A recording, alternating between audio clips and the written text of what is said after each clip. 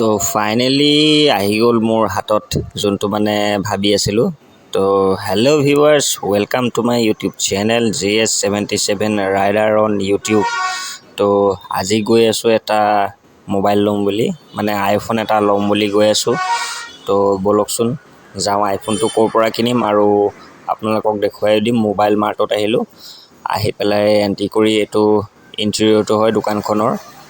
অলপ দিনৰ আগতে দোকানখন নতুন কৰি মানে অপেনিং কৰিছে আৰু আপোনালোকক ভাল কৰি মানে এটা ইণ্টেৰিয়ৰৰ ভিউটো দেখুৱাই দিছোঁ। যিকোনো মোবাইলে আপোনালোকে পাব আৰু মোবাইলৰ এচেছৰিজো পাব। এইফালে এয়া হৈছে অনাৰ বুলবুল দা, আৰু বুলবুল দাই মানে মই যোনটো মানে মোবাইল ল'ম, মোবাইলটো ৰেডি কৰি আছে। তো ৰেডি কৰোঁতে মই মানে অলপ ব্লগিং কৰি আছোঁ। ব্লগিং কৰোঁতে এইফালে মোৰ ছাবস্ক্ৰাইবাৰ দুজনক লগ পালোঁ, ভাল লাগিল লগ পাই।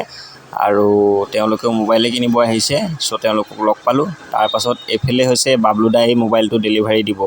বাবলু দাই মানে সেই মোৰ ছাবস্ক্ৰাইবাৰ দুজনকেই মানে ডেলিভাৰী দিব। তো তেওঁলোকৰ কাৰণে মোবাইলটো ৰেডি কৰিছে।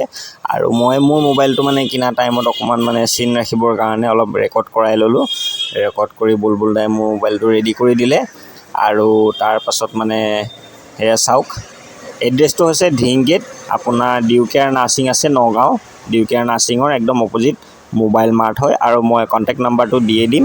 তো আৰু এয়া হয় বাবলু দা, তেওঁ অনাৰে হয় ভাই ককাইক। মই কোনো প্ৰমোচনেল ভিডিঅ' কৰা নাই, মই কিনিছোঁ কাৰণে আপোনালোককো মানে এড্ৰেছটো দি দিছোঁ। তো আজিলৈ বাই বাই।